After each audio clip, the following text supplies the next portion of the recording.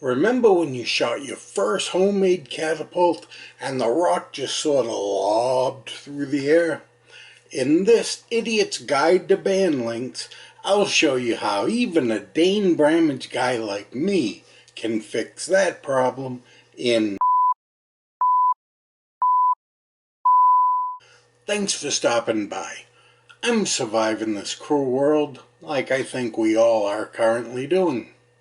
It's no secret that the fun part of catapult shooting is hitting your target.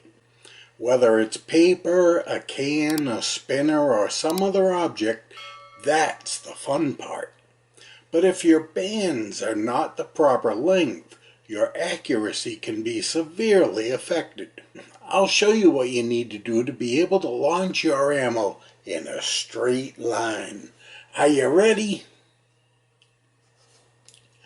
The first step is finding out your draw length. As the name implies, this is the length of your draw when you shoot your slingshot. It's easy. First, grab a piece of paracord, twine, or some other type of cordage. Hold one end like you're holding your slingshot. Mark the spot where you're holding it with a marker or something. Hold the other end at your preferred anchor point, whether it's on your face like in a short draw or where you draw to in a butterfly draw. Mark this spot too. With a tape measure, find out the distance between the 2 points. This is your draw length. That was easy, right? Are you ready for the next step? This is the tricky part, figuring out your active band length. The active band length is the actual length of the band from the fork to the pouch. The reason this is so tricky is because there are a number of different factors involved.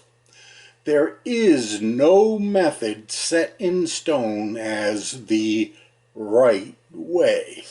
I've seen videos saying you should divide the draw length by anywhere between 4 to 6. It actually depends on the bands you are using. The band manufacturer, the thickness of the band material, the taper of the band, and even the band color can alter the best number to divide by. The size of your ammo also plays a factor. So my suggestion is this: experiment. Want to know how? When you first install a new set of bands, I would suggest dividing your draw length by 4. For instance, a 30-inch draw length divided by 4 would be 7.5 inches.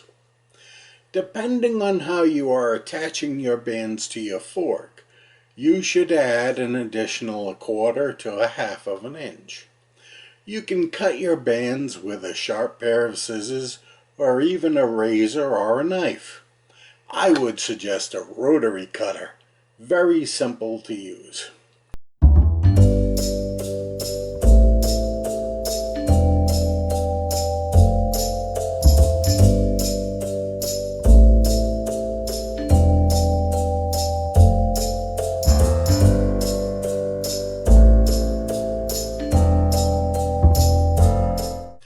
After you cut the bands, attach them to your slingshot and give it a test fire. Is the ammo dropping off before it hits the target? If so, try cutting another 1/2 to 3/4 of an inch and repeat the attach and test fire steps. Keep doing this until you find the longest length that shoots the ammo straight with no drop off within 10 meters.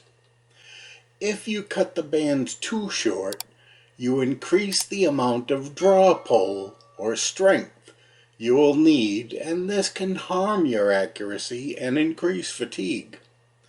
The goal is to find that sweet spot where your ammo flies straight and you control the catapult. It doesn't control you. You should experiment with every different brand, thickness, and color of band that you have until you find out what works best for you. Remember, rule number 1 is, if it feels right to you and you get results, no one can tell you you're doing it wrong. Once you've figured out the sweet spot for each band set, write it down so the next time you know where to cut. I hope you've enjoyed the Idiot's Guide to Band Lengths. Shoot straight and take care, my friends, and don't forget